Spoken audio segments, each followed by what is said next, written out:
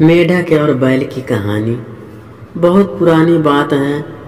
किसी घने जंगल में एक तालाब था जिसमें ढेर सारे मेढक रहते थे। उन्हीं में से एक मेढक अपने 3 बच्चों के साथ रहता था। वो सभी तालाब में ही रहते और खाते पीते थे। उस मेढक की सेहत अच्छी खासी हो चुकी थी और वो उस तालाब में सबसे बड़ा मेढक बन चुका था। उसके बच्चे उसे देखकर काफी खुश होते थे। उसके बच्चों को लगता कि उसके पिता ही दुनिया में सबसे बड़े और बलवान हैं।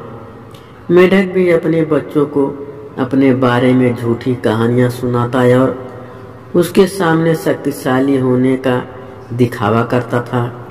उस मेढक को अपने शारीरिक कदकाठी पर बहुत घमंड था। ऐसे ही दिन बीतते गए।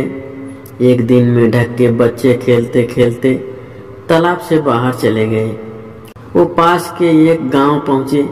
वहां उन्होंने एक बैल को देखा और उसे देखते ही उनकी आंखें खुली की खुली रह गई।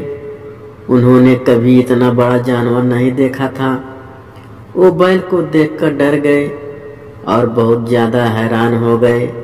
वो बैल को देखे जा रहे थे और बैल मजे से घास खा रहा था। घास खाते खाते बैल ने जोर से हुंकार लगाई। बस फिर क्या था, मेढक के 3 बच्चे डर के मारे भागकर तालाब में अपने पिता के पास आ गए। पिता ने उनके डर का कारण पूछा।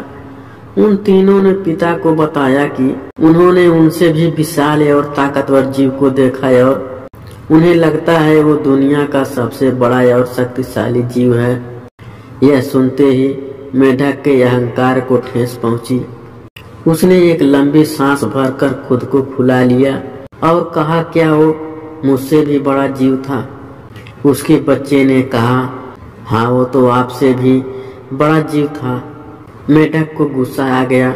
उसने और ज्यादा सांस भरकर खुद को फुलाया और पूछा, क्या अब भी वो जीव बड़ा था? बच्चों ने कहा, ये तो कुछ भी नहीं, वो आपसे कई गुना बड़ा था। मेढक से यह सुना नहीं गया।